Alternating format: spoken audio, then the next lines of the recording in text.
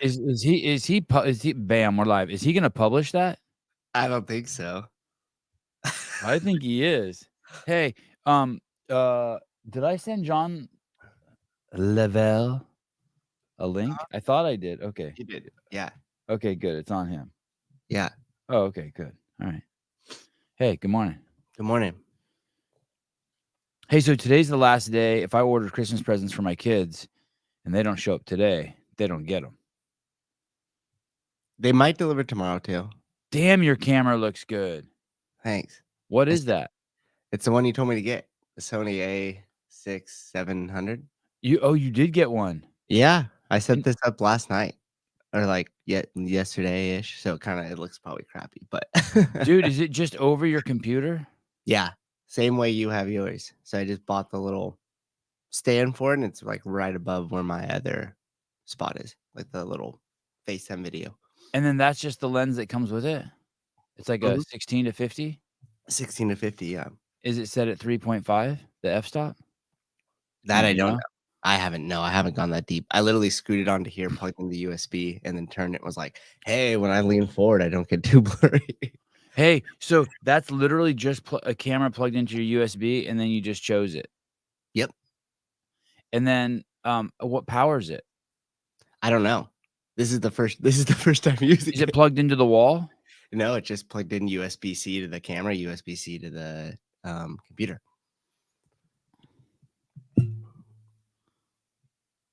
There's no way that should work. So it would just be powering off the battery. I think, yeah. Okay, so it should stop working at some point during the show. We'll find out. This is experiment number 1. Dude, I cannot believe it. Looks incredible, dude. It's so soft, the lighting, and nice, and you're so crisp. And now when we go into this mode, I'm not like I could lean back. I'm not on top of the camera anymore. God, yeah, that looks good. I guess my shit doesn't get blurry. I fixed mine a couple of days ago. USB is the power. Are you sure that's how that works on the 6700? I don't think that there's enough power coming from the bus of a computer to power a camera. I know, right? Vindicate? Crazy. And I think too, it said that this is the wrong USB-C. Like I'm supposed to get a more like high-powered one. Like when you plugged it in, it said this will work, but it's not the right one. It says it's shooting like 720. Yeah, it won't go 1080 until I get the like more beefed up cord. Did it come with it? No. You just had it laying around. It's just an old USB-C. Yeah. Oh, it's USB-C. Yeah. Is it USB-C? Oh yeah, I guess the camera's too. Dang, dude, you did good. Oh shit, he's sending Hiller's sending us all sorts of crazy shit now. Well, thank you. This is just from your set. This is what you told me. Well, dude, it looks amazing. You killed it. I can't wait to play with it out on the street, like I told you, and start doing something. Hiller, are you putting that clip up? Dude. Yeah. He got he had AI. He has me rapping an entire song. Yeah, it's incredible. I haven't listened to that Glassman one yet. I'm nervous to listen to it. I don't like him at all. The other one he made, the video one he made. Oh, talking about Brian? Yeah, it's scary, right? Yeah, it has nuances like to your voice, you know? I don't like it.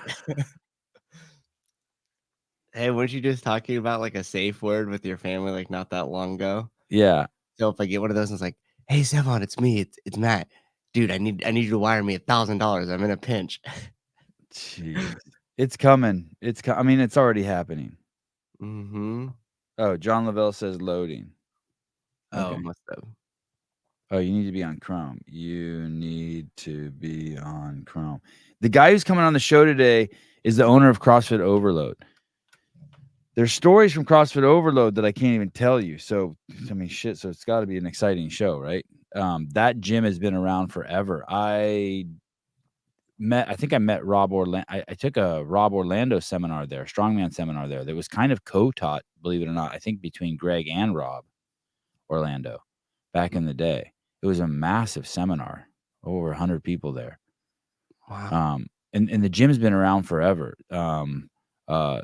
the fucking someone who should be in the Hall of Fame for CrossFit, Paula Gravatt, used to own it with her husband, Jordan Gravatt, who himself could be in the Hall of Fame. He was a video producer, editor, director for CrossFit forever, and she was on the affiliate team. And I put her in the top. I mean, she could fucking CEO the company, man. That lady knows some shit, and she's extremely powerful as a human being, as a soul, and everyone respected her at CrossFit HQ. She was second in command on the affiliate team next to Kathy Glassman. Actually, if I remember correctly, the day that fucking absolute piece of shit Eric Roza and Andrew Weinstein, those complete fucking dirtbag garbage buckets of human beings that lying manipulative sacks of shit, the day that they fired me and my wife, I also believe they fired Paula Gravatt. So there. But now Paula has her own fucking crazy successful business. Anyway, I think her and her husband may have sold the business to John, who was always a member there and a beloved friend of HQ too. I remember seeing John around. I mean, I know he's friends with Dave and Greg, and I've seen him around forever. He's friends with the Salt Bike guy. A great gym, big, awesome gym. All sorts of fancy programs in there. Hey, what's up, dude? You're in Lake Flynn. In Lake Flynn, just gotta get Chrome updated. Oh, thanks for doing this. Yeah, what? You guys hear me okay? Awesome, yep. Perfect. Sound great. John, have you ever met Matt? He's the owner of CrossFit Livermore. I've never met him. Hey, good to meet you, man. I've learned about him through the podcast, and I'm sure we've been in the same room at some point in the past. But and John, you were even on you were on the affiliate team even for a brief minute.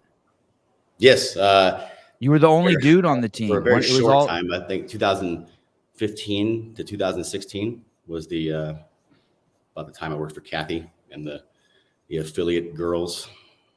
I remember that was weird. I was like, how did Guy get on that team? Yeah, and then it was me, and then there was a few others that were kind of. There were other guys on the team? Yeah.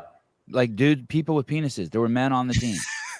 Not when I was there. I was the only guy. Yeah. And then after, I think the second or third layoff from my regime, they had brought some more guys in, and then those kind of dispersed. And extremely discriminatory times under Greg Glassman. The entire legal team and the entire affiliate team were women. They hated men over there. It sucked. It was a tough go for us.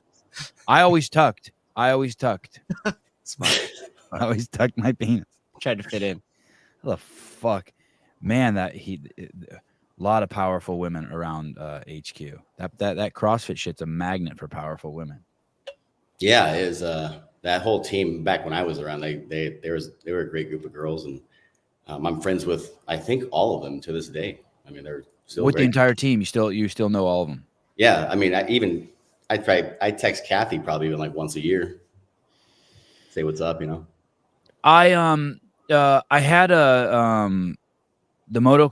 Obviously, I know you. I've seen you around forever. We have mutual friends and Dave Castro. You've come up here a few times to the Bay Area, and I've seen you at the ranch or whatever. And then obviously I've been to your gym probably a dozen times. I don't know if I've been there since you've owned it.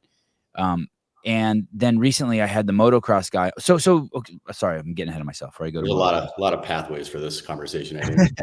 The name of the gym is CrossFit Overload. And how long has that place been an affiliate? 2008. So we're coming up on our 16th year. And the original owners? Jordan and Paula Gravatt. They started in their garage in Marietta, which is the city we're in.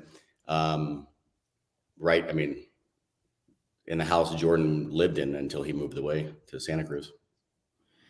And then are you the second owner? I am technically the third owner. So it went from Jordan and Paula, and then Jordan and Paula, when they moved to Santa Cruz to work for Greg and the team up there, they sold to Bob Zing and Wayne Kim. So as you know, you've had Devin on the show. Devin basically grew up in this gym.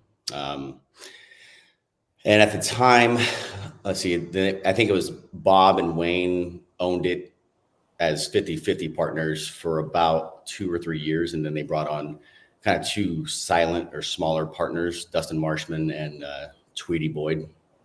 And then that lasted for a couple of years. And then those 2 kind of dispersed, and we're still around. They just kind of gave it back to Wayne and Bob. And then Bob ended up selling 100% to Wayne. And that's 2016 or 17 is when Kira and I purchased it from Wayne. So for a lot of people, maybe you don't know those names, but if you worked at HQ, there's probably like anywhere from 100 of us to 1,000 of us who all know all those people he named pretty much intimately, meaning we've broken bread with them, we've eaten with them, we've hung out with them, we've worked out with them, we've drank with them. The guy's name he mentioned, Bob Zing, has been around forever, was working for HQ making signage. An amazing guy, father, husband, the whole shebang. Super talented. Yeah, crazy talented. And then of course, Wayne has if you're affiliated with the games at all, behind the scenes, you have 100% come cross paths with Wayne. He's a workhorse. And then of course his insane daughter, I mean that in a positive way, his insanely talented and gifted athletic daughter, Devin, who's been on the show a couple of times. Man, what a crazy small world. Yeah, over there, just out of one gym. I started coaching here, or actually we've been in this spot since 2010, and Jordan had a small, probably 1,500, 2,000 square foot place about a mile down the road. When I started coaching here in 2009, I met a ton of those people we just talked about. They were all just members and kind of getting into CrossFit. And then shortly after we moved to this place is when I met Devin, and she was, I think, 7 years old when she was, little gym rat running around and, skin and bones. And now she's incredibly capable athlete, as you know. I remember her thinking she was demoing workouts in Del Mar for Adrian Bosman in front of all the athletes, like the Josh Bridges and Dan Baileys. And she was up there. She was all by herself in front of, 50 of the fittest people in the world. And she's demoing the movements. And I remember someone whispering in my ear, like, hey, that girl, I was like, dang, I'm like, who's that girl? Like, I can't believe she's out there doing this in front of all these people. And they're like, dude, she's 15. And she was already like doing like full blown woman shit. Yeah, she's cool. That was the first year I judged at regionals. So it was a really cool time. I mean, as you guys know, Del Mar regionals was, in my opinion, I liked it more than actually the games. Oh, dude, it's amazing. Hey, are you pretty excited about Dylan Wadapalooza bringing back yes events to Southern California? First of all, we're going to be at the Stub Hub, but then also I shouldn't say we. It's going to be at Stub Hub, and then also they're doing something in Southern California next year. They're having a Wadapalooza Southern California at Del Mar, right? Oh, is it at Del Mar? That's 100%. I believe so. Yeah, that was that was the best part about that announcement. I thought they're bringing it back because they realized how special that place was. I mean, you couldn't ask for a nicer place in California to do that, I think. God, I hope they do something to bring the affiliates there, because that was the coolest thing about that event, is that the affiliates came out in just droves with all their shirts and all their people and moms and dads and kids. It was nuts. All the colors, all the colors of shirts. So you had Invictus, the whole freaking west side of the panel was green. A sea of green. Yep. Yeah, I remember that. Hey, John, how old are you? 41. And I remember you being big. You're big, right? You're 6'1", 220. And did you play football or something? No, I played basketball actually. Okay, yeah. Okay. And how did you find CrossFit? I moved out here for grad school, and I was living in Marietta because my dad had a house here. While I was going to school, he was in Iraq doing something, and then my Kira, my wife, we were working out with one of Jordan's first coaches, and he was one of those guys that were like, he was a gym rat. We'd be at Jordan's place at Overload, and then he'd go to Fitness 19, and Kira knew him from working at LA Fitness years ago, actually. And is Fitness 19 like your typical Globo gym? It's like a cheaper version of like a nice LA Fitness, I guess. Okay. They're everywhere down here. And And so Chris, his name was Chris. He was, he had his L1. He basically I think he got it from, when Dave even did the L1s back then. So he started introducing us to the concept of CrossFit at Fitness 19, just kind of like, us three. And then shortly after, I was coaching gymnastics while in grad school. And that's how I met Kira, coaching gymnastics down the street. This guy, Jordan, at the time, he came up to me after I was coaching his 5-year-old daughter, and Livy. And he had a mohawk at the time. And he was like, hey, you're a gymnastics coach and I have a CrossFit gym. Have you heard of that? Would you like to coach CrossFit? Would you like to coach gymnastics for adults? And I looked at him like, that sounds like a horrible, dangerous, terrible idea, because we're in like the gymnastics world where it's like, it was serious, especially the place we were at. But he's like, no, trust me. It's not what you think. Just come over and at least do a workout with me. And I was like, oh yeah, whatever. And so I'd had what I'd known from CrossFit through Chris, and Kira was 9 months pregnant at the time, literally gave birth at the gym. And went over there and me and Jordan and this guy named Doc, he was a corpsman from the Navy at the time, and Casey Jones, one of our old coaches, and Casey Parlett, which you probably know, Sevan. He's married to Natalie. Is he up here now? Is Natalie a swimmer? No, Natalie Parlett used to work for Dave in some capacity. Yeah. Was she a swimmer? She looks like a swimmer. I don't know that she has that background, but she's tall. Where does she live now? Carlsbad. Oh, okay. Because there's a Natalie up here that used to work for Dave also that lives just right. Ironically, just lives right up the street from me. It's really weird, just up in the country. I don't think they moved to her. Okay. There, but, okay. And Casey used to work for seminar staff for a while. He doesn't anymore. And then anyway, so we did Elizabeth, the ring dip wow, and power cleans, and it.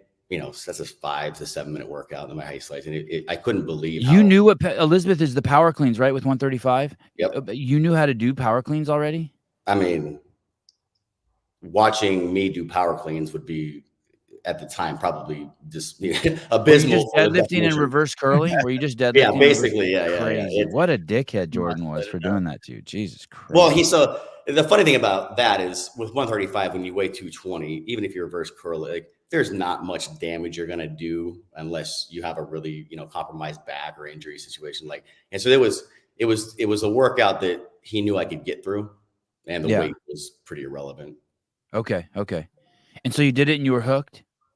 Yeah, I just, it was my first, like I said, we had done CrossFit through like the lens of Chris through Fitness 19, which, as you both know, the affiliate offering of CrossFit, the pureness of it, you can't touch it until you actually do it inside of an affiliate. That's I've heard it called the magic of CrossFit, and it's certainly true. And that's what hooked me, having, Paula was there. There was a dog running around the gym. Other people, watched me finish last. And it was humbling and revealing for how much that environment facilitated the great feel of working out with someone and for the right reasons. And so you were probably 2008. What is that? That's that's 15 years ago. It's probably 25. 35. No. Oh yeah, 25. Yeah. Okay. Yeah. 25, 26. Okay. Hey, why did you have a coach at Fitness 19? Why didn't you and your wife just work out there by yourself? Why did you have a personal coach? Did you always have a personal coach? We never had a personal coach. In fact, because we both were in gymnastics, we a lot of what Greg had brought to CrossFit was rooted in gymnastics. So a lot of stuff was familiar, even when we got introduced to it through like Jeff Tucker in the seminar, like when we went to a few of those. I didn't pay this personal trainer. He was literally like a friend of ours who was like, when we worked out together, he was like, guys, I've been doing this thing called CrossFit. Okay. It looks and feels like this, and here's what a power clean is, kind of. And before Chris, I playing basketball in high school, it was typical, like bench press, deadlift, never any cleans. My high school didn't even have a coach that could teach that movement, Olympic lifting at all, the snatches or cleans. So. Did Jordan's sister work out at that gym too? Because she was a crazy high level athlete too, right? Yeah. So she was around when we first got here. She was kind of just, she. What was her name? Lauren. Lauren Yeah, Gravatt. no, Yeah. she was amazing. I don't know what she's doing now, but she was at Deuce CrossFit in I think it's around Venice, and then Yep. she was at another CrossFit in Venice. I forget the name of it now. With remember Logan? He was a strongman guy with Rob. Yep. She was at his gym for a while, and even up until a couple of years ago, she would drop in here randomly, and say hi. But yeah, she was really cool. So you're there. And tell me about your wife. Did she really have birth at the gym? I mean, there's a picture I have of her. Actually, I'll show you. She was literally 9 months pregnant doing the gymnastics seminar. And, for a gymnast, doing a handstand is like a CrossFitter doing a burpee. It's not even a thing. So Jeff Tucker was like the gymnastics guy back then. And she was like, hey, can I do a handstand? And she did this. Well, so she was literally, she gave birth the next week. And so that's Jeff Tucker in the old box. Wow. And the funny thing is there's her OBGYN still in this area. And he has that picture behind his desk. And every time a mom will come in, hey, I can't do this, I can't do that. And he's like, you can do anything you want up until the moment that baby comes out. And with a few exclusions, obviously, but he uses that picture, an example, as a guiding light for new moms. And how many kids do you have now? 2. I have a 16-year-old daughter and a 13-year-old daughter. Oh, you're awesome. That is so awesome. And so you're there. So you start CrossFit, and after you do that workout with Jordan, you're hooked. That's it. You get a membership, and you're there. And your wife, and you guys are both bought in. And Kira was, we were about to just have, because my first daughter is not from Kira, and so Kira and I just gotten 6. So we were about a year and a half married at that time. So Kira was, again, about to give birth to Jaden, my youngest daughter, and she was just along for the ride. And I was like, yeah, we're doing this. This is what, and I really, looking back, I think it was Jordan and Paula's friendliness and their warm welcoming, as Yep. They were just amazing people at the time. And everyone else at the gym, again, I compare it a lot to like a really, really good church. I mean, like, people get hooked in churches when the community welcomes them. It's warm, it's nurturing. And as soft as that sounds, that's really what would bring awesome people together, I think. Yeah, it's kind of the exact opposite of the vibe that you get at a big global gym. Not that people are assholes there, but people are like, hey, don't touch my shit. I'm between these two machines. Don't look at me. Don't talk to me. They're not there to help you or to guide you or to bring you in the fold, right? They're there to do their own thing and leave you behind. Like, there's no reason they would talk to you. Anyone would talk to you at a global gym. And when do you start getting the idea? And then when do you get a desire? You're like, hey, I'm going to coach this too. I'm going to take my L1. I'm assuming you took your L1 and you fully. So back then, Jordan had hired me as like almost like an SME coach. And so I started coaching gymnastics classes for CrossFit, for Overload immediately. I mean, I didn't really need an orientation, really just kind of like, what is the goal of the CrossFit athlete? What are you trying to accomplish by implementing gymnastics elements? And as soon as I understood the pyramid and everything Greg had talked about quarter extremity movements and what the overall goal was, I was able to kind of back into the equation of providing what I thought would be beneficial for an adult male to be doing, or anybody to be doing gymnastics movements. And we're talking, muscle ups, handstand walks, anything progressing towards those skills, which were in 2009, those were, tip of the spear, paramount. Everybody wanted to get a muscle up. Everybody wanted to do handstand walks, party tricks and stuff like that. It was much different than it is now. So right away you started doing that. You started coaching right away. Oh yeah, day one. In fact, I think my third class, Rory and Angela came down. Wow. Because Paula's sister is Angie, married to Rory McKernan. Yep. Yeah. Okay. More small world shit. Okay. So they were like visiting for something, and then and I had no clue. I believe Rory even was a notable competitor at the games in 08 or 09. Probably. 07. I mean, he was there. I don't think he was just a media guy at the time, but and so Rory came in, and he, he's 6'2", looks like a tan Ken doll, you know, like it. Right. This guy, I was like, this guy wants to learn gymnastic skills. I never see anything like it, you know. Right. It was a Matt, really- Tom Selleck comes in and he wants to learn gymnastics. Does not look like a gymnast. That's for Yeah. sure. And so Jordan was like, no, we're gonna have this gymnastics class. And I had Rory and Jordan and Casey and, you know, Sarah Lucas and, you know, there was Wow. Jake Wow. Worthington. I mean, Hey, were is Sarah all, Lucas still in your area? Does she go to your gym? no, she moved to No. San Diego, and so Okay. she, her and her husband and her girls still live down there, and they're doing, you know, she does like CrossFit in her garage still. You know, I follow. Obviously, we're friends on Facebook and things like that. So, Okay, so you're teaching that class. You got all these fucking giant men in there. and it was just cool to see grown men, because I'm used to like 10-year-old boys and 10-year-old girls doing gymnastics, and you know them doing muscle ups and, you know, swinging on bars and doing flips and stuff. And that's normal. Like that's really normal to see in the gymnastics world and almost the, you know, status quo.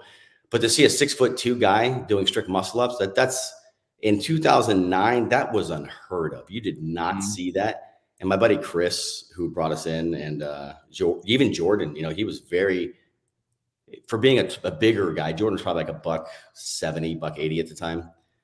You know, he could do strict muscle ups and and the guy was incredibly talented for, you know, his body weight and what he could do. So it was, I looked at that, I was like, oh, I'd never seen a larger guy do this kind of stuff. And it was pretty cool to be part of that. That really puts into perspective why Nasty Girls was so potent. Yeah. I don't think people realize now, maybe they do. Maybe it's just me who's jaded, but for me, I saw that and I just couldn't even believe that women or men were doing that movement on the rings and that they were hand cleaning, and that when I saw them doing it, and they were little, those were little, Sakamoto, Nicole were little. So it was Annie, Nicole, and who was the third girl? Was it Eva? Yep. Eva T. Oh, yeah, Eva Twardokin. Yep. The Olympian. And this like for me, like lit the fire under my ass. Like this made me like, I think probably right after this, I immediately bought a pair of rings. Look at those muscle ups too. They're like strict. They're all strict. Yeah, there's no hip swing at all. My favorite's the squats at the beginning. How fast they're going. You're not hard charging off that med ball. It is not 2009. Funny thing is, shortly after Kira was back working in gymnastics, so Kira stayed coaching like real gymnastics while I was doing this CrossFit thing and working my other job at the time, because this was part-time for me, like we're coming into the CrossFit and wanting to be part of what Jordan was doing.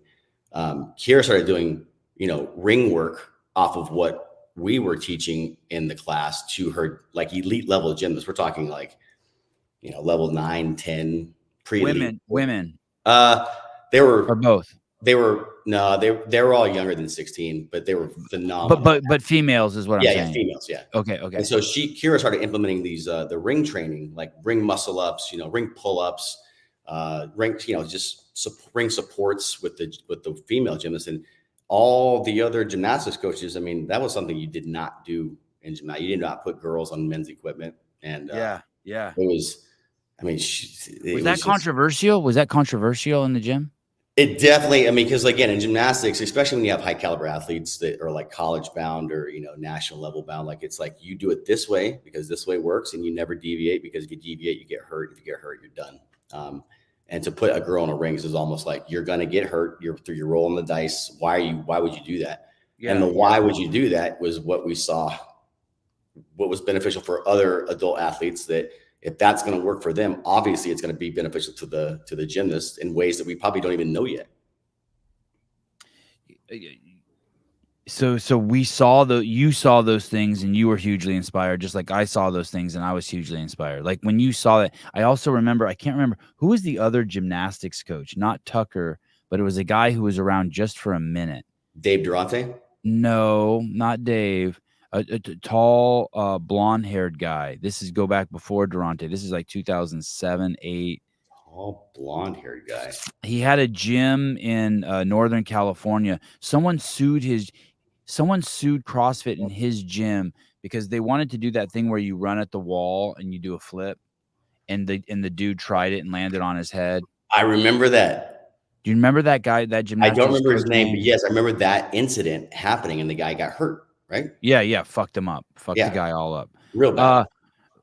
Damn. No, Which not is Carl not not Carl Pally. Good guess though, you guys. Good That man, was you Oh, guys. guys. But Hey, he's yeah, he was hooked up with Carl was hooked up with Kelly Starrett back Yeah, in yeah. San Francisco. Anyway, if I heard the guy's name, I remember that. I went to that guy's first gymnastics seminar, and Allison NYC was there, and Adrian Bosman was there, and a bunch of other notables. And I remember he couldn't believe the capability. I'm guessing you went through a similar thing. He couldn't believe the capability of these adults who are CrossFitters. He's like, "Wow, this is nuts." No, Yeah. not Dolph Lundgren. Good guess though. I like it. Dolph Lundgren. Wow. Tall blonde guy. Okay. So, are you're working full time? Do you have a real job, John? Yeah, I've had so when I worked for Jordan, I Mhm. was working for Northrop Grumman. There's a big aerospace contractor in San Diego. I was doing engineering down there, and then Is that what you are by trade? You're an engineer? no, believe it or not, I'm a social worker by trade. Oh wow. Okay. Yeah, Wow.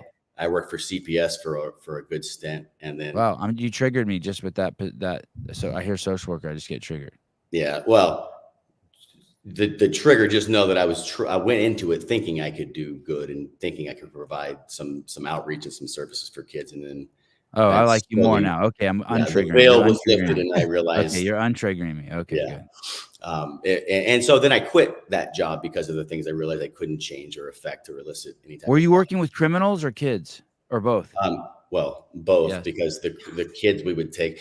I was at CPS in Riverside County, and if you know anything about cops, the best episode. Child Protective Services, people. Child Protective Services. Those are yeah. Okay, go on. Yes. I was working during like the meth epidemic here, and I was 23 years old. I just finished grad school, and the county gave, I had all the necessary requirements to have a job as a social worker, and so they give you a car, they give you a laptop, and a referral sheet, and you go out and the first couple babies that I had to like literally take from the moms were what they happened because in the hospital the mom had smoked meth, and it was called meth-induced labor. And so like the heart rate would go up, the water would break, and then we wouldn't be able to let the mom breastfeed in the hospital. So we would have to literally take the baby and go find placement. So after a bunch of that mess, I was just like done. And then there's some other things I won't talk about here that happened during my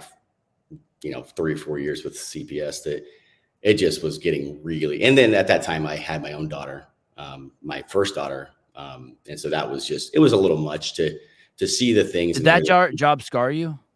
No, I won't say it scarred me. I would never take that experience back because it just gave me a real perspective on what I thought that world was. Uh-huh. And, everything you learn in a textbook is different than the application in the real world setting, especially when you dive right in. I was what you call an ER social worker. So like I was the guy that got called when the cops found dead bodies and, kids were still in the house or domestic violence issues gone really bad. So I got like the front end. I wasn't like the foster care social worker who got to work with somebody on the warm handoff for a kid that was finally getting placement or, a warm bed to sleep in. So I'm taking babies from parents, and I'm saying this with no judgment whether it's right or wrong. It just sounds completely insane to me. Like, yeah, like as a job, you know what I mean? Like obviously, like we've had guests on here who've had parents who've done some really crazy shit. But to go into, I just can't imagine going into someone's house and being like, "Hey, we're taking your kid." Like that sounds like that never happened. I literally, it was by way, it was like the mother gave birth and then the baby got taken out. And because the doctors knew the mom had the meth-induced labor, there's obviously drugs in her system. Yeah. That criminal overreach, even though it sounds disgusting, it's necessary because you don't want the mom breastfeeding a baby, like if they don't know any better. And that they would do that based off of like not understanding that that's still in their breast milk and that still will affect the baby.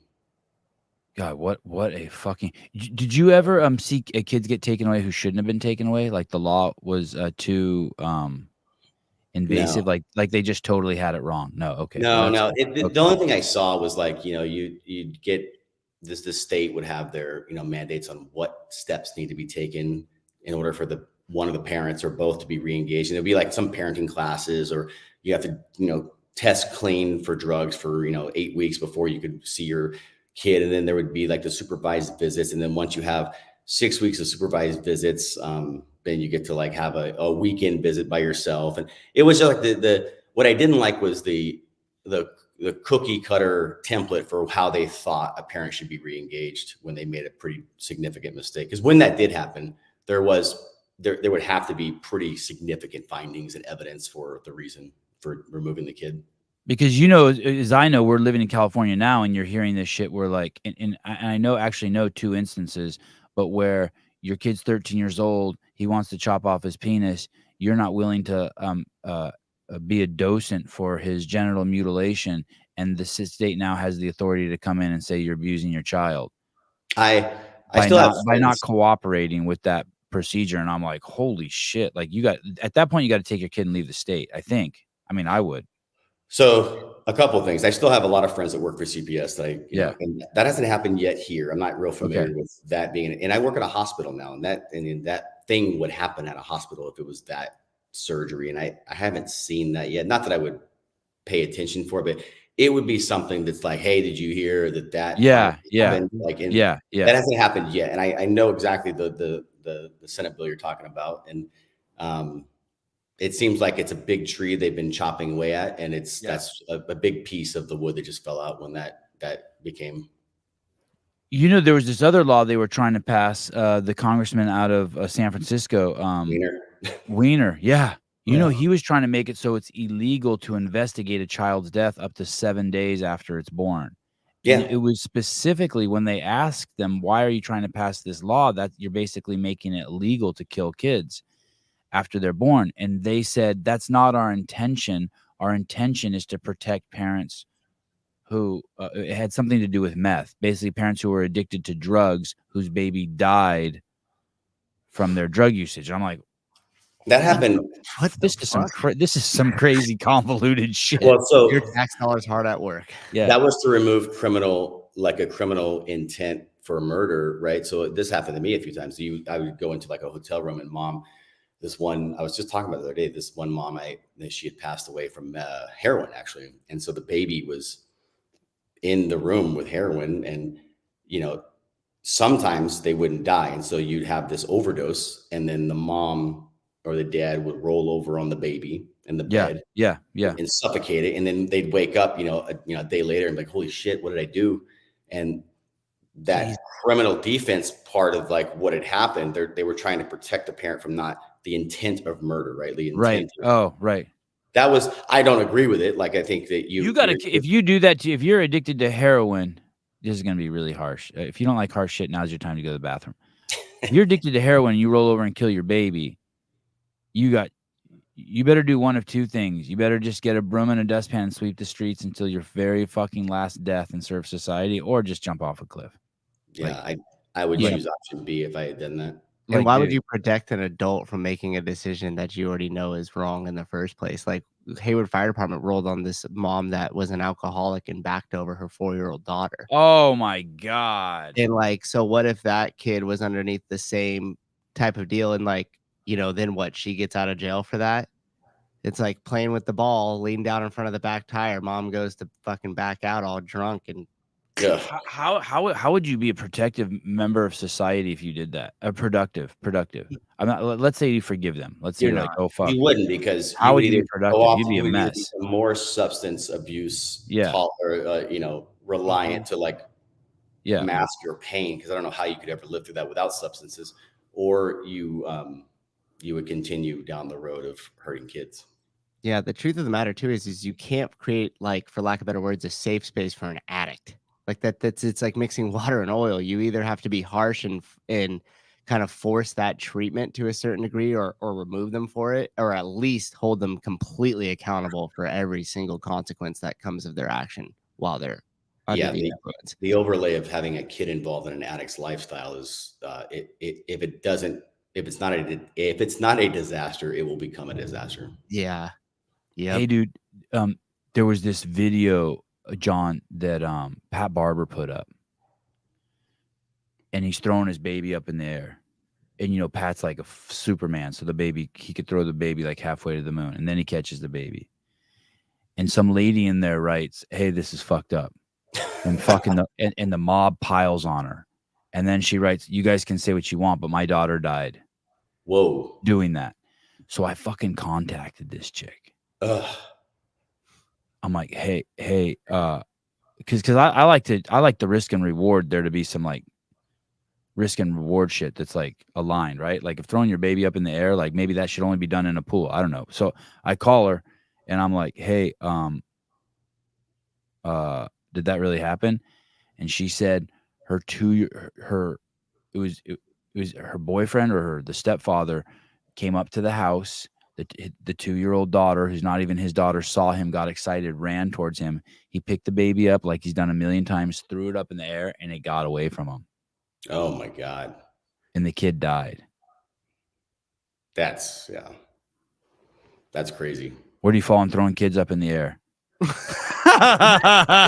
Hey, dude. I stopped, dude. I stopped doing that shit. I was like, hey, it's not even, who cares? It's not even worth it. It's not even worth it.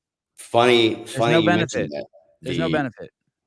Back when the CrossFit main site was like the old webpage, By the way, that would kill right now. We should start our own affiliate program, me and you, and that old page would kill now. Yep. Yeah. Holy, yeah, that's cool. That's in water. Yeah, right. Yeah. Yeah, that's me. But so I got paid for that. That is you? Yeah, that's me. Oh, that's crazy. That's my daughter Jaden. Wow. And I threw her in a pool. And that's about how high Barber threw his kid. That's like fucking the oxygen's thin up there. That's crazy, bro. Fuck, dude. That's funny. Yeah, that was before I really knew anyone that worked for HQ. And someone was like, "Oh, you should send that picture to CrossFit or something." And I did. And I think what was her name? She used to do all the blogging. Lynn, was it Lynn? Oh, there was Lynn Pitts and there was Liz Darsh. Oh, Liz Darsh. Yeah. She wrote back for whatever reason. She was on the email and like, "Hey, where do we send the check?" I'm like, "What do you mean?" And they sent me a check. I think it was like $300 or $400 for the time. Yeah. Oh yeah, the good old days. Yeah. I got one of those too. Yep. Yeah. You sent a photo and you got money, Susan? Yeah. Someone, I think Jordan was like, "Hey, you should send that," or Paula, I think was like, "You should send that into whatever media or pictures." And I did, and they responded back within a day, like, "Hey, can we use this and we'll pay you?" I'm like, "Yeah, that's great. Yeah, sure." Susan, what picture did you send in that you got paid for? Ours was in the old kids' room, and then we had this like really big, oversized bear, and one of the kids wrote up onto it, like next to the bear, like "I love CrossFit," but like spelt it with like a K or something. Yeah. And I don't even know how it racist. Maybe Grace submitted a handful of photos or something, but yeah, it popped up as the picture of the day. Yeah, and we got $300. It really sucked though, because somebody early on stole our Instagram handle at CrossFit Livermore, and then just posted a picture of a donkey and was like, "CrossFit's not for dicks" or something like that. It was like one of the people, as when we switched over, took it, and CrossFit linked it back to that Instagram handle. And we asked them too. Now I know who it is now, which is hilarious. But we asked them at the time. I was like, "Hey, this is wrong. Can we get this switched? Like, here's the handle. Did anybody do a little research?" What year was that? They're like, "Fuck off."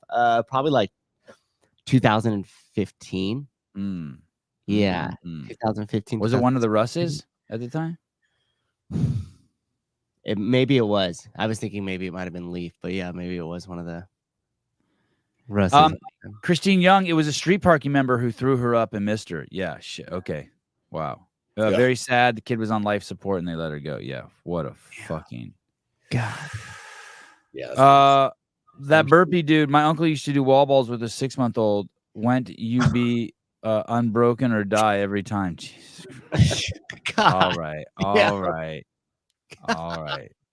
Unbroken or die. So you went from social work to bombs to, are you still doing bombs? No, I did. No.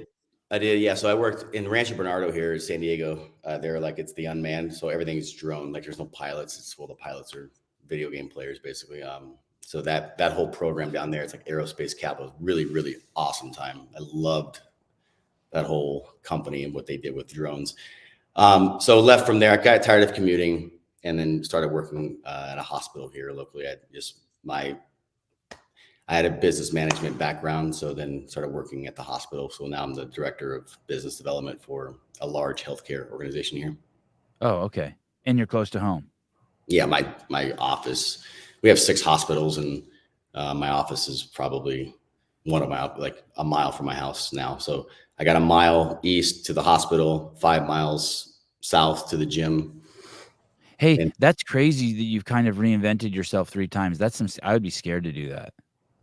I love not knowing anything and then being interested in something. That feeling of like wanting to pursue something and being ignorant and like new. I love it. Every time I do anything, like fixing something or learning how to do anything, it's such a cool process. Mm-hmm. Damn. When I seriously thought when I got let go from CrossFit that I would just never do anything ever again. The funny thing is, I thought I would just raise kids. I just was like, fuck it, let me interject a timeline thing on that note. Yeah. So I had left, I went to work for the hospital, the children's hospital, like I had a remote job for a program for high risk pregnancy. And so I left that job because Paula and Sherry Zing were like, hey, we want to hire you on the affiliate team. And I was like, they're like, but you'd have to quit your job. And at the time it was like 2015, I was all into CrossFit. I was like, this is awesome. I had met Dave at some point and Greg, obviously, and everybody. It was just like the coolest cultish, like group of friends you could ask for. And they were like, so I got hired on and I was like, this is really cool. And working remotely from a MacBook, as you guys know, and, bringing on new affiliates, doing, COI insurance stuff, working with legal sometimes, and just learning the ropes for the affiliate process, which was awesome. And then I got laid off 6 months lalater. I was like, oh, what the hell? Yeah, I remember that. You kind of got screwed there. Yeah. It was one of the times that, Kayla was the HR director. And so she sent an email to like 100 employees, probably like 80. Hey, meet so-and-so at Starbucks tomorrow morning. And me, Paula, me and Jordan, and, some other people locally, we all show up at Starbucks the next morning. Like, what the hell, man? And then I don't know if this is true, but I heard that one of the reasons that the pieces of, it's got to not be true, but it could be true.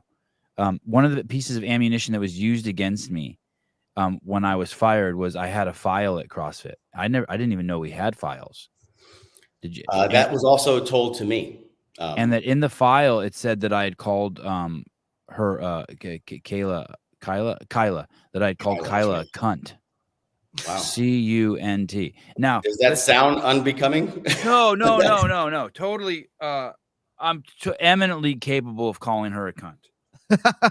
Yeah, if I read that, I'd be like, "Oh, this might have happened." Yeah, but I didn't. But ironically, the tone that she set for our relationship was unlike any other tone ever. So let me just give you one example. No one's ever put their hands on my tits who I didn't fuck, except for Kyla. And she did it at the Christmas party in front of my wife. You know what I mean? Like a girl comes up to you and puts their hands on you like this.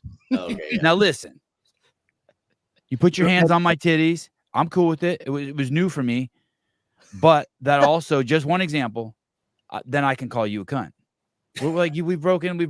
There's some weird, we've broken like you know what I mean? Like we're cool. Yeah, one for one. Don't be a cunt. Like, hey, you're a cunt. Don't be a cunt. The line was crossed on both sides. Yeah, the line was crossed. She was the most inappropriate. When she hugged, she did pelvis to pelvis. Now I didn't complain. I should have complained. I didn't complain. But you know what I mean? There's I hugs. think they go over how not to do that in HR school. Wait, yeah. Wait, what's the pelvis? And I didn't. What's pelvis to pelvis? There's hugs. There's the top hug. And then there's the hug where you squeeze them and you feel their tits. And then there's a hug where you feel their tits and their pelvis. And so they've come in. And as a guy, you generally let other people dictate that. as a whether guy, it's not unless you're like side some hug, like a full hug, like a yeah, you just generally like you generally like I went to a Christmas dinner a couple days ago in Newport Beach, and a family friend of Haley's from when since she was a little girl. This lady was like 80, like she came in for the full pelvis, titties, hug, and once she did that, I gave it to her too. You know what I mean? Like I squeezed the shit out of her. Like, yo, you ain't squeezing the shit out of me. I'll squeeze shit out of you. yeah, one up. But there. I don't dictate that. I let. And you can feel it coming, so you lean into it when it does come. I'll stand still and you dock on me. And I'm a little man. You know what I mean? Unless, but the thing is, I will do that to men. I'll dock up on a man. I'll squeeze a man tight because, like, fuck him if he's freaked out by it, fuck him. But a woman, I don't dock up on. I always go with the side hug. The little side hug safe. Side hug's very safe. Yep. I side hug Greg a lot. When Greg's around, I side hug him. You get a little side hug. I try to full dock his wife though, but I've known her a long time. Oh, Maggie. You just let it linger a little too long. They go to pull away, and you kind of. Anyway, I don't know. So Kyla fired you, yeah. And did you have a file? Did you call her a cunt too, or no? There was. I mean, I don't know if this even matters. There was when I got let go. It was like, what the hell? You know, you guys asked me to quit my job, my career, and come work, and then all of a sudden, 6 months later, it's like, but you know, I got let go with everyone, so it wasn't like I was singled out. But when I asked, I think it was Kathy or someone on the team was like, oh yeah, you know, there was this other girl. She was older. She was probably 60. And she had said that like, oh, you know, John said something inappropriate too. And there was like this file. And so I'm sure that was like in the HR. Was she on the affiliate team? Yeah. She was older. Was she a lawyer? No. I didn't think there were any older women on the affiliate team. Yeah. She brown hair. She at least 60. Had she been on there? Oh, I know who you're talking about. She'd been around forever. Greg used to live with her when he was like. Yeah, she didn't like me. I don't think she liked me because whatever. I don't know why, but she hugged inappropriately too. By the way, she was short. She was short, right? Yeah. She really hugged inappropriate. I don't think I ever even physically was around her. I think it was all like she really liked me. Yeah. You know, she would look in my eyes inappropriately too long sometimes. Like I'm like. She was undressing you. Yeah, what's happening there? Yeah, old ladies loved me when I was young. Fuck. Oh God, what was her name? She was cool. She had fucking. This is so inappropriate. Her tits were huge. She was one of those really top heavy ladies. Like her tits were huge. Like as in you should work for the NFL or huge. Her tits were huge. Like I guess her kids. No. She had a beautiful granddaughter I had met. But this lady's tits were crazy. They were like those, like she can't get a bra at a regular store. She's an old lady. What was her name? Have any used parachutes? Hey, I think that chick was hot as fuck when she was young. Really? God, what was her name? You know who ended up living with her? Do you know who Jonathan Haynes is? Yeah. He was Jonathan Haynes ended up living with her. Wow. Yeah, he was I don't know when he got let go, but he was the Instagram guy behind the scenes. No, he didn't get let go. He's like runs the show now. He went from he's still there. Yeah, he went from intern to like stabbing everyone in the back to like running the show now. Oh, wow. Yeah. And his intern also runs the show. So imagine like he's basically just like a $15 an hour guy. Yeah, that was when Roseanne Weinstein came in and they did the fucking equity thing. All of a sudden, the guy who's the lowest man on the totem pole, who's the black guy, is now fucking running the show. And the chick, boy, and there's a crazy story there. The chick who was his intern, who was married at the time, not no more, is now also at the top of the food chain. Who was the chick? But I was the talks. I don't know if we should get crazy. Let's not get crazy. But as you know as well as I do, when they rooted out the toxic employees, they missed. Oh, dude. They scooped out the wrong fish. And hey, dude, and they're still paying the price for that. Yeah. You and I both know that. They scooped out the wrong motherfucking fish. Let me tell you something. I was the least toxic person ever. Let's get crazy. I don't know yet. Not yet. Let me get the behind the scenes. Let me get a couple more years behind the scenes, and then I'll get crazy. You were there, Harden. We had to cut it down. Yeah. So then after all that, like the weird So the lady that was inappropriate with me, but I enjoyed it. I liked inappropriate. Said that you were inappropriate. Yeah, but it wasn't direct. When I called Kathy, I'm like, what the hell? Why even hire me in the first place? And she was like, well, this and that and that. And then Kathy had told me they basically, who was the CFO at the time? Was it Bruce? Was it Bruce or Ken? No, it was during when Bruce was there. Bruce was the CEO. Bruce was the operations officer. That's right. COO. Who was the CFO at that time? The younger guy, right? Matt Holdsworth. Yes. Okay. So Bruce had sent out a message. Super Mormon, like 25 kids. Yeah. Yeah. Super. And so I guess this message went out to this is what I was told. This is fun. This is better than I thought. This is great. And so it was like, hey, all the directors, you have to lay off X percent of your team because of, budget cuts. And, as you knew, CrossFit was a cash company. And as soon as the cash days on hand would go below, then when these things would happen. And so I was the newest employee of that team. And so was that other girl. So both of us got let go. And so I reached out to Kathy, and Kathy like, hey, look, sorry, it is what it is, no hard feelings. And I'm like, yeah, whatever, it's all good. And then some of the girls on the team, obviously I was like, hey, what, is there anything else around this that why so abrupt and why so sudden?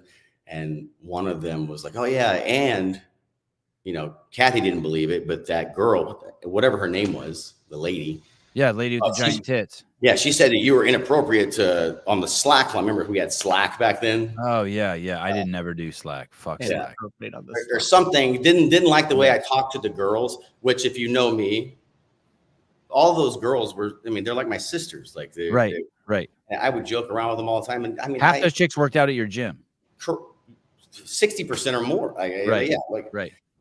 So anyway, I was like, whatever. And they asked you to come on the team. Isn't that interesting? You got hired because they asked you to come on the team. Yeah. I won't say I was recruited, but it was definitely like, hey, would you like to come work for CrossFit? And we can open up a spot for you, working for Kathy, doing what we do if you like. And I was like, that's great. And at the time I misjudged what I thought that position could have been. I was an affiliate support team member. I forget what they were called. But I wanted to go around and help affiliates and kind of like what Dave was doing, but do it more hey, I'm here. I was a coach. I'm like, hey, I can coach a class for you. I can help you guys grow or tell you what I like to see at affiliates. And because I thought, even though I was a newer employee, I had a really good pulse on what I thought was great for CrossFit. Right. Well, you were in definitely a hotbed. Look at this. Rambler. My boyfriend told me about the dentist hygienist story. I don't know what you're talking about, but is Rambler a girl? What? It looks like that from that photo. Doesn't it look like girl eyes? Yeah, but that's not really the person. Dentist hygienist? I don't know what that means. You know who is a dentist hygienist is, if that's even a position, is Eva Twardokin, the girl from Nasty Girls. Mm. You know she crashed her plane and kind of gorked herself. Did you know that, John? No. Yeah, a few years ago she crashed her plane, a little tiny plane. She had to have I think she had to have a piece of her brain removed. I don't know how she is now. Yeah, how is she? That's interesting. But she lived. That's a not common story. No. We went to her fundraiser thing. Parking garage for your semen. Different story. You got your wires mixed up. Different. No. My boyfriend, I'm really curious about this. Sorry, I know this is your show, Mr. Levell, but I always want to call you Levell. I really want to put an O in there. Yeah, that's a common. Was it the astronaut Levell, Lov? Or there was a comedian. Isn't there a John Levell comedian or something? There's an author and an astronaut that I know of. I don't know about a comedian, but it's Lo. I've never met an Levell before. What are you? What's your ethnicity? So crazy story. My Levell name was an adopted. I don't want to say adopted. The guy who raised me wasn't my biological father, and his name was Levell. So I took it, and I never, even when I found out he wasn't my biological, I had no interest in pursuing the other guy's name. You didn't find out till later, like you're 30, and he's like, "I'm not your dad." I was 12. Oh, and he looked like me, and you're like, no. My biological dad, he's amazing. I'm sorry, the guy who raised me, he's amazing. He is my biological dad in my eyes. Like but he's a big dude too. He's 6'4", 250.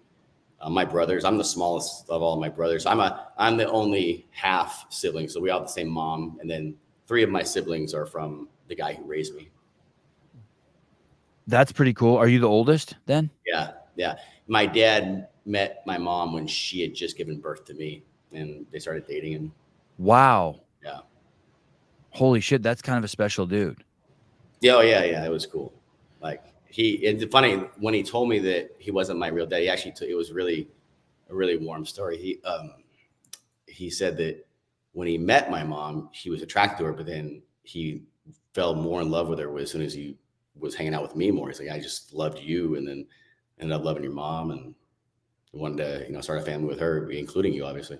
So it was really awesome. And so since you've been born, you've been around him. You know nothing else. Yeah, no, that is my dad. That's the only person. My biological dad is passed away now. He hated me. We didn't have a great relationship. Do you think he really did hate you? Oh yeah, he told me. He was a funny story. He was a politician. How is that even possible? I don't even believe it. Because I represented an affair, basically. Right. So a blemish on like him existing, like, if you have a bastard child, like that essentially is like, hey, I made a mistake, and now there's living proof of it, right? God, you would think that would rot your soul to hate your own child. But when you're in that position, that's not your child. That's just, again, a mistake. I don't think he looked at it like that. It wasn't like a planned thing. Do you have any kids out there that you're not you don't have relationships with? Me? Yeah. No. Yeah. So could you imagine that? No. Because me neither. Like if I had a kid out there, I would, even if, let's say I gave the kid up for adoption when I was 16, someone said that was a good idea. That shit would be haunting me. I'd be thinking about it every single fucking day. Every day I'd be thinking about it. But so when I first talked to him, he was I was an adult. I was probably 20, 23, 24. He was in prison. And so he was in prison for some racketeering, extortion, all that mess. And he basically, there was no empathy because I was an adult male. I think that's really what it boiled down. I think if I was younger, maybe, or female even, like it would have been, but I was like, hey dude, my mom told me about the story, blah, blah, blah. Like, what's up? And he was like, basically go away. You're not what, but I just wanted to like meet the guy once. I didn't want a relationship. I didn't want to call him dad. I just went, hey, like, just peep him, just put eyes on him. Yeah. And did you go to the jail and do that? No, he never, he lived in Louisiana. And I lived in California at the time, but he was too protected for me to just like try that. And as soon as I knew like he hated me, I didn't want to like go over there and press it, like knock on his door, like, hey, what's up? This is weird. I'm like, fine, you don't want to, whatever, then that's fine. Levell was Apollo 13. I think Tom Hanks. Yep. Mad Marv. John Levell is from Warrior Poet Society, and I've been trying to get you to have him on the podcast. Oh, weird. Send me Marv. My IG's like I can kind of see shit in there now. I bet you I'm fitter than that poet. Oh, I like that. Guaranteed. Dude, I love it. Marva, send me that guy's IG. Listen, if you guys want me to have someone on, don't just tell me their name. Like, make it so easy for me. I put their IG in there, so all I have to do is click it, and then I go over into their shit. Because I 99% of the people you suggest, I actually end up inviting on. So, there. Your gym is where you live's a hotbed for motocross guys. Yeah, in fact, you had Ryan Hughes on a while back, and we're not friends, but I know of him, and he hangs around the same circles I do, and so, and I grew up riding motorcycles. I'm by no means like a purist or anything. I ride anything with two wheels, street. Moto. Yeah, and I saw I was over digging through your Instagram. I mean, you love motorcycles. Yeah, I love it. That's essentially how me and Dave first met. Actually, was motorcycles. Yeah, so that's the KTM. That's Marvin Muscan right there. He's pretty A-list rider for KTM. Hey, that was you up in the air there? No, that was Marvin. Oh, can you do that shit? Not like that, but somewhat, yes. Like that's me. But you're not afraid to, but you can jump shit. Like you could jump if there was a rattlesnake in the road and there was a little jump. Oh you yeah, could yeah, jump over. Could you pull a wheelie like that? Yeah. But that's not hard on a dirt bike. It really is not saying a lot. Oh, I don't know. Yeah, that's Marvin right there. He's like a national champion. Like the guy's legit. Like he's really, really good. And are these guys training at Overload? Some of them do. Some of them have in years past, but not him particularly. He's from France. Hey, how are those guys are in incredible shape? The motocross guys? Yeah, and that's funny. I think I reached out to you, and when Ryan Hughes was saying, that's my buddy Todd Potter. He's a freestyle guy. This video's So he liked it. He like back in the day, he did like all the backflips and crazy. In fact, Dave met him and he did a backflip on a dirt bike wearing the first pair of Kevlar Nanos to like. Yeah. I remember that. Yeah. We brought Dave out. Crazy. Yeah. Hey, and that's your wife right there? That was your wife right there? Which one? Down there? Yeah. Oh, you did good. Thank you. Yeah. Congrats. Yeah. I've been married 17 years almost. And that's your old, holy shit. Yeah. That's my And that's your daughter? Jaden. Yeah. Your oldest? My youngest daughter. She's 13 now. She's probably 12 there, 11. Did you win city council? Yeah. Yeah. Are you on city council now? Yeah. I'm on year 1 of 4 years. They do like a rotating mayor here. So I'll be mayor in like 25, I believe. Holy shit, John. You're like an adult. You're like a real adult. Real live boy. Wow. Yeah. Sorry, we'll come back to the motocross. Why did you run for city council? What inspired that? The previous mayor. Oh my God, your family's beautiful. Oh, so you are big. You're a big dude. Yeah, I don't like falling off ladders. No. It's a long way down. Okay, so when I think of running for office, it's because like you're like, okay, enough of this bullshit. This pothole's been in front of my house way too long. More so like Marietta, as you may know, like it's like a really cool place of California. It's like one of the only places I think left worth living here. I love the state for the weather. I hate it for the politics.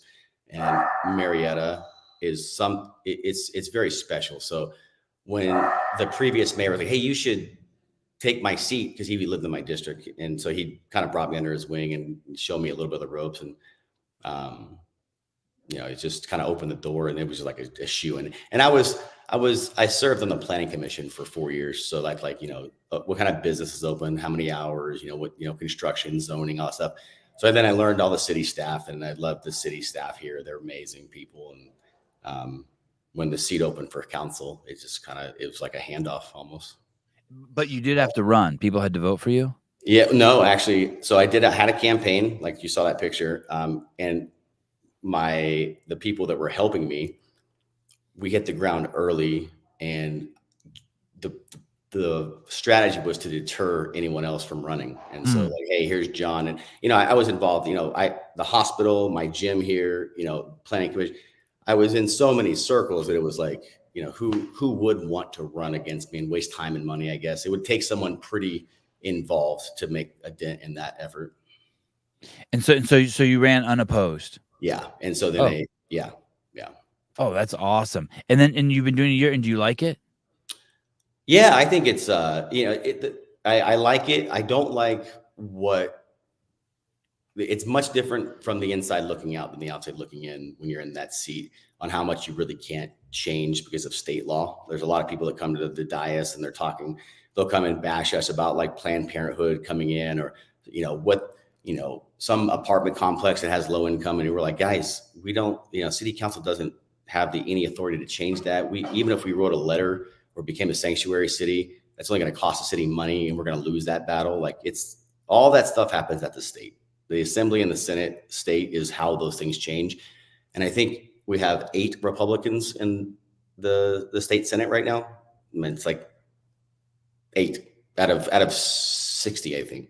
So it's very overweighted on the Democratic side. Were you ever a Democrat? No. No. Did you ever think I'm about from being? Texas too, like Louisiana, Texas. Did you ever think about being one? Is there any? Never Did you ever think about being idea. one? The Were only you ever like, hey, I'm on the wrong team? No, and I don't even know that like Republican would define me 100%, right? Like and that's why one of the things I loved about Greg the most is being a libertarian. Like a lot of the stuff, even libertarians, they get some of the really, really extreme libertarians. I don't know if you noticed, they go so far as like everything should be choice and free and open and at will, and that goes as far as to like pedophilia. Even like it's some really extreme libertarians. Even that's too far. So I think the message is the extremes on all sides are bad. Right. Interesting. I never thought about that for libertarians. But ideologically that makes sense. So yeah, like leave everyone alone. And like I definitely don't tell me what to do, right? Even if it's weird and wrong. Yeah, I definitely believe in the protection of kids, even if it's wrong. Like I'm like just like I would stay by it. Just like I don't think that you should allow people to kill kids after they're born. Like that law we were talking about before, they're trying to pass. They're completely fucking insane. Do you get when people say stuff like that, they're blaming you for something that you don't have control over? Do you get a chance to make a rebuttal to them? No, because when they come, they can speak on non-agenda items for the night when we have like city council meetings twice a month. Yeah. So you have to just let the public have a platform to just air their thoughts. So you don't have a chance to be like, hey guys, as much as I agree with you that we don't want that right there, we don't want those homeless people there, we don't have a choice. The state says we have to allow them. Unless it's on the agenda. And so when you hear a message like that, then if you want to respond, you basically have to add it to the agenda next time. Say, hey, look, this guy is saying these things. Like, I really want to address this. I need this, I want the city attorney to get involved and kind of do an educational session on that topic. Let's talk about, let's educate people on what we can change, what's within our privy to control and help the community out with, the levers we have to pull. Yeah. It's interesting. They were taking books out of schools in some places, right? Yeah. And it was being characterized as going against free speech. And it's like, well, the pornography belongs in 7-Eleven, not in your kid's elementary school. You don't want to be teaching boys how to blow other boys in the library at their public school. That's not the place you teach that. And it's the same thing with calling for the genocide of Jews on campus. Like, if you want to do that, you can hold up a sign and stand on the corner of fucking 1st and 18th in Marietta and hold up that sign. I stand for the killing of all Jews. But the fucking school is not the place to do that. Yeah, there's different places for different things. You don't take a shit in a movie theater either. That's not the place to do it. But it's a free society where people are allowed to take a shit. But and that's another thing. Like the school board stuff. Even in my campaign, the school board stuff got some pretty almost national attention because of the, Gavin Newsom responded to Temecula and Marietta here about some of the stuff they're doing, and I never understood it either. Like, I saw it happen. I saw the signs and the legislation that was going to be passed on and the parental uninvolvement push, I guess.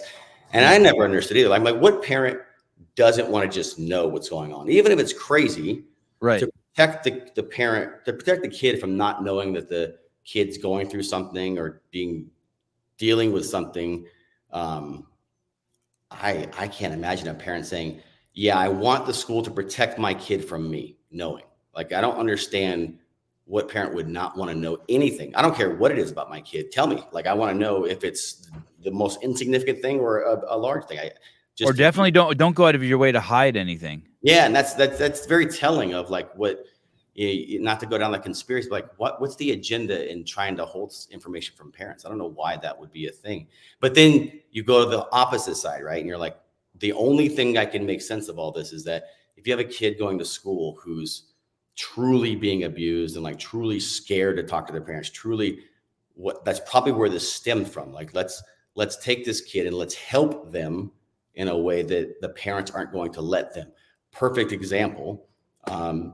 They're Jehovah's Witness, right? Like, some of them, very extreme religions don't let their kids do certain things, have certain friends and eat certain things. I'm sure there's been scenarios where, Yeah, like my kids aren't allowed to eat certain things. My religion is CrossFit. yeah, you would be considered extreme in some circles, right? Like, Yeah. So I think it's far reaching, but I think the premise where that concept came from was to protect the most extreme scenario, which you don't put a law in place that affects all kids because of the outliers, right? Like it's right. So I don't know. I don't agree with keeping anything from parents ever. But I do see how that would be necessary in the rarest of occasions. I heard that the numbers like 87% of all public educators are Democrats, and even as a Democrat, if I was a Democrat, which I'm not, but even if I was, I would want my educators to not be Democrats. I like the thought. I would want the people around my kids to be, even if I didn't believe in God, which I don't, but still to all be good. I like religious people around my kids. Because they have values. I want my kids to learn values. I want my kids to learn discipline and structure and values that come with religion. And it's insane to me that they're letting these kids, that any parents are tolerating their kid to be taught by someone who has a fucking septum ring, blue hair, and covered in tats. It's not what I want. I want my kid to be taught by an Amish lady with a fucking address that she sewed at home. Well, you wouldn't want your kid to be taught by anybody that you could tell what their political views were. Exactly. It's but not I'm perfect. But I'm perfectly okay with my kids saying the God's prayer in class, even if they don't believe in God and I'm not religious. Because I think it's a healthy practice. Yeah. I think it's and then they can. I think it's easy also to walk back as you get older if you want to. I like the Pledge of Allegiance. I think it's easy. I know I'm preaching to the choir, but if later on in life you don't like it, you can walk it back. But you want to teach someone to be proud of themselves and their home and their body and their country, and you want to teach them that they have a place that they're attached to. Then when they're 21 or 25, they want to go out into the world and turn around and be like, "Fuck you." All good. Yeah. But to teach them fuck you from day one, you're not giving them anything. You're not giving them any skills. Yeah, these kids, they're children. They're learning how to pick what crayon to use, right? Like it's not you shouldn't overburden that stimulus of like what their intake, the stimulus coming in, because they have enough of that already. And you then do expect the kid's going to be able to make that decision with any type of intellect or thought processes that are going to produce something that's going to be worthwhile, is interesting. That's why parenting is the concept of parenting is to help guide, let the parents guide the kids for what they think is best for their children. Yeah, teach your kid to love shit. And then if you taught them to love the wrong shit, then when they're older, they still have that skill to love. The hate shit's going to come so easy. Ken Walters, I think you do, though, Sevi. I told you. I do not believe in God. I am God. Oh, fuck. You believe in yourself? Yeah, I just thought I was going to get struck by lightning. John, you own this gym, and every time the gym is sold, the affiliate fees would go up to the current level of affiliate fees, right? So when Paula owned it, she probably wasn't paying shit. But now by the time you bought it, the fees were $3,000, correct? So interesting you bring that up. Oh, because I worked for the affiliate team, any employee back then, didn't pay. Oh, so your fees were still waived. It's kind of like, hey, we're going to fire you. Sorry, but we'll waive your affiliate fees forever. Yeah, that was like a Kathy and Greg and Dave kind of thing. They just that's cool. Yeah. Do you have that in writing? So do you remember Salesforce? We use that software. Yeah. For as long as I can remember, the girls said that in my file it was like, fees waived per Kathy or per Dave or whatever. Here's what I'm thinking. When Greg sold, so I got this interesting thing going on right now. So when I made Every Second Counts, I owned that movie. Oh, wow. So I recently reached out to Marshall and I was like, hey, pay me up my percentage of the movie. And he's like, well, just send me the agreement. So now I got to I don't even know if I have the agreement, but I own that movie. I'm sure it's not a lot of money, but I'm just kind of like just feeling around, right? Just fuck with Marshall. Well, imagine I the saw inverse. someone told me, they said, "Hey, Sevan, did you see Every Second Counts for sale for $4 or something on CrossFit.com?" And I was like, "Oh, I got to get my money." So I just sent Marshall. I'm like, "Hey, I'm 20% owner. Carrie Peterson's 20% owner, and Dave is 10% owner. I think something like that." And Oh, so, wow. yeah, and so, and I made them. I didn't work for. I wasn't in a W. What if I wasn't a W-2 employee when I made it? So I could even argue that the whole movie's mine. That the deal was actually with Lauren and Greg and not with CrossFit. Oh, wow. But anyway, but I'm just looking for an excuse to hang out, talk to Marshall. Anyway, but for those of you who don't know, Marshall Brennan is the general counsel for CrossFit. Great fucking guy. Love the dude. Yeah, he's awesome. So I suspect he's unvaxxed. Highly suspect. He lives in Idaho. You don't have to take the injection there. Yeah, you don't have to take the injection. Yeah. Highly. When Greg sells the company, it comes with these affiliates that don't pay. That's different than if you would think that somehow that's a feature, like a that's different than. That's only if you value what Greg was doing, the reason he was doing that for. But I'm saying even legally, if I give, I'm trying to think of a simile or something that's along those lines. Basically, they bought the company knowing that there were affiliates that weren't paying. Oh yeah, yeah. And so how much they did. And so they bought that relationship. I don't know, something about it seems like to me different than the fact of raising people who were already paying. That if you were an affiliate, like I know other affiliates, well, are you going to re-affiliate? Like I know another affiliate I know 2 affiliates now in the last week that have told me, hey, they sent me screenshots of their did not pay. Yeah, no, I have every intention of continuing waving the CrossFit banner because I mean, I look at it a couple of other ways. I gladly pay the fees because I'm grateful for what's happened to this point. I mean, Souza just likes giving his money away over there.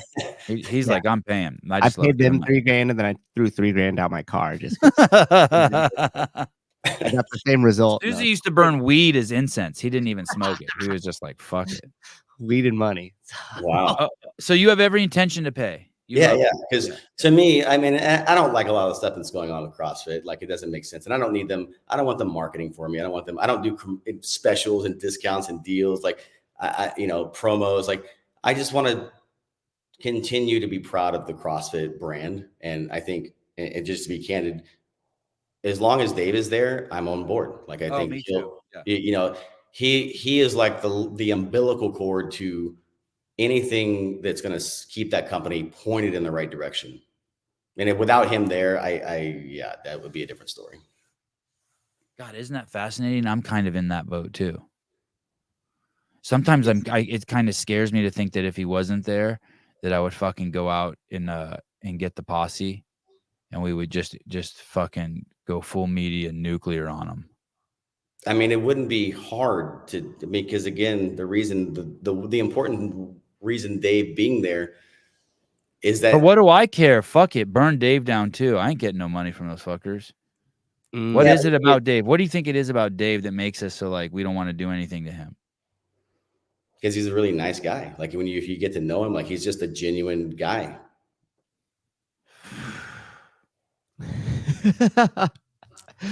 But I asked him the other day, I said, I haven't been invited over to your house for a while. Told him a couple of days ago. Invite me and my family over. Heat the pool up, buddy. We're poor. Heat your pool up and let my boys go swimming in your pool. Heat your pool up. Get that sucker turned up. We're coming by. Hey, it's more than he's a nice guy. There's some hope we're holding on to. That's what it is.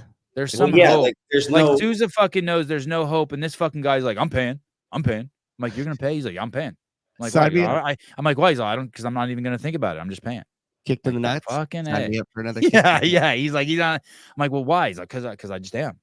I'm ready to be hurt again. Well, what's the reason? I don't got time to think about the reason why I am or I'm not. I'm just paying.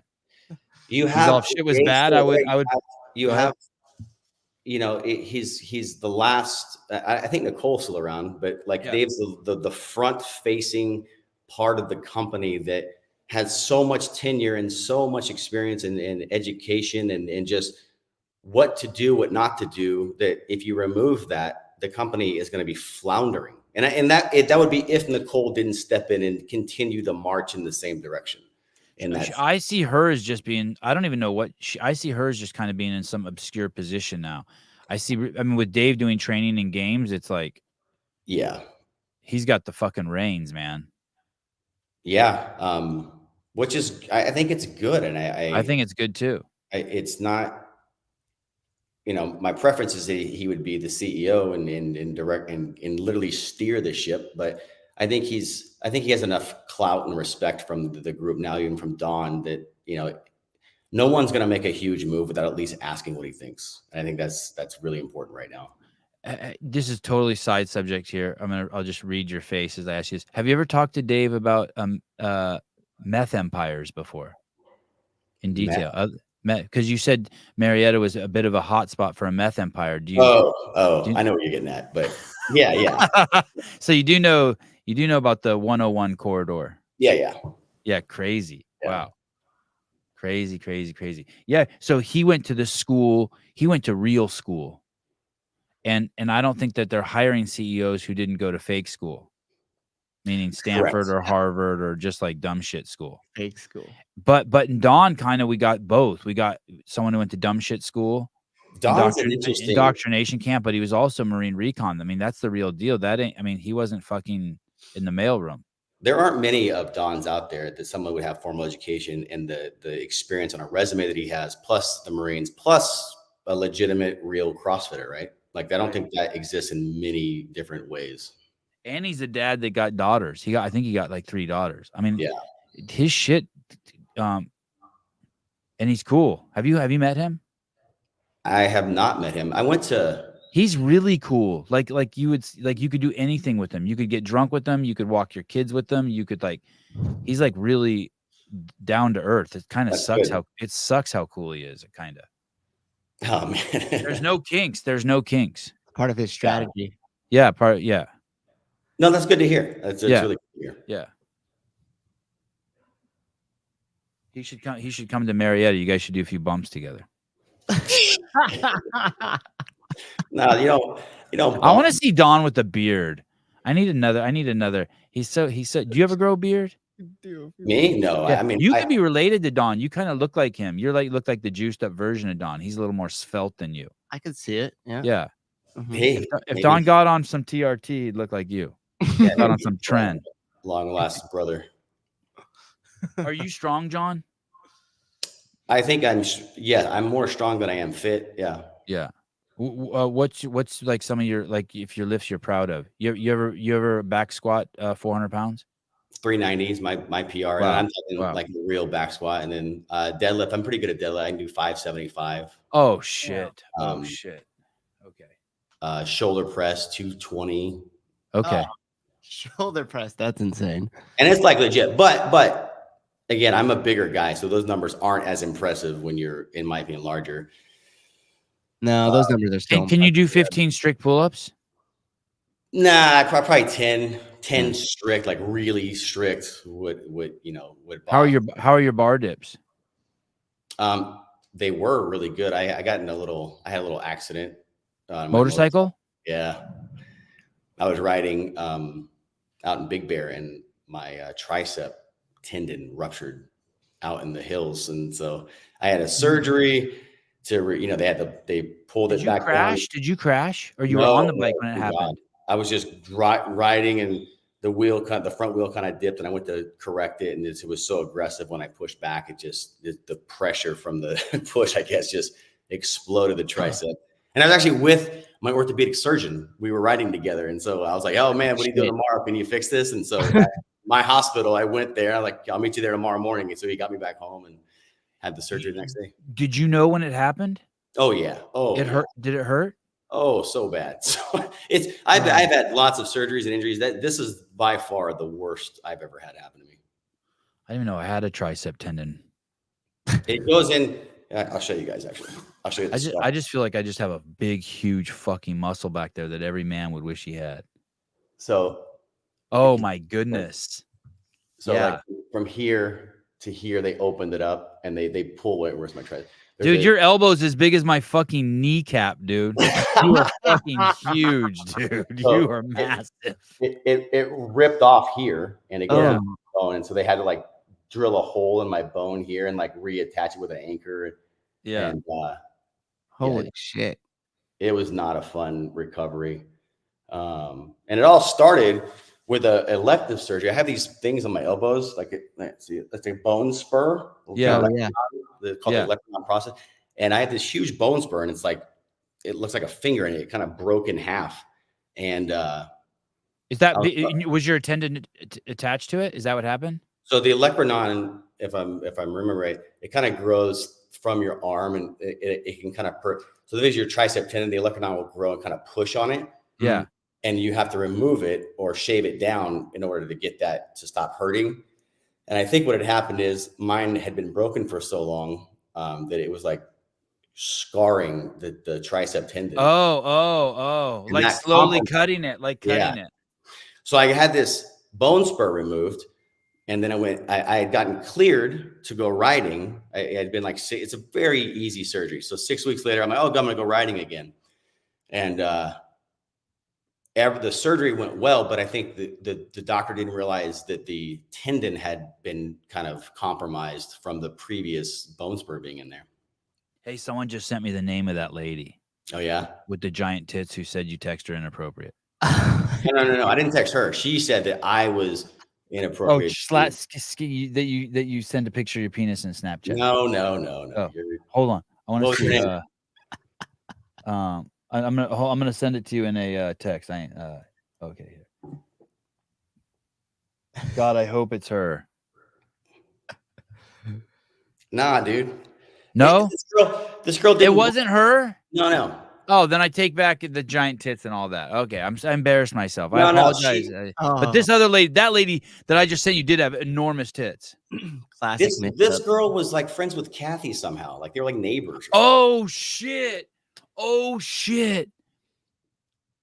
Yeah, when that chick got let go, she had a full meltdown. Yeah, and I was part of like the splash damage, you know. Oh, right. It was me, right. And it wasn't just me. She watched Kathy's dogs and shit. Yeah.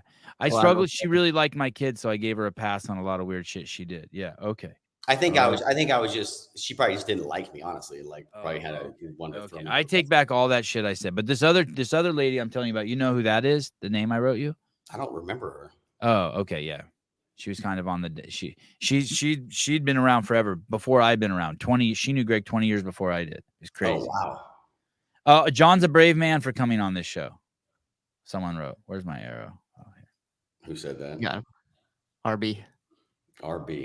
Hey, you have a seniors class? Yeah. Big seniors class. Huge senior class. We have a primary care doctor group here. They have about 40 doctors, and they're all really forward thinking, you know, like lifestyle changes, eat well, move well. And they have this program where they literally pay us out of their own pockets to run these classes. And so my wife, this girl named Chandler, all of them are coaches for the gym, but Chandler and Kamalani and my wife coach these group of very consistent seniors. And we've had them all like from 65 to, I think we had a 95-year-old at one point.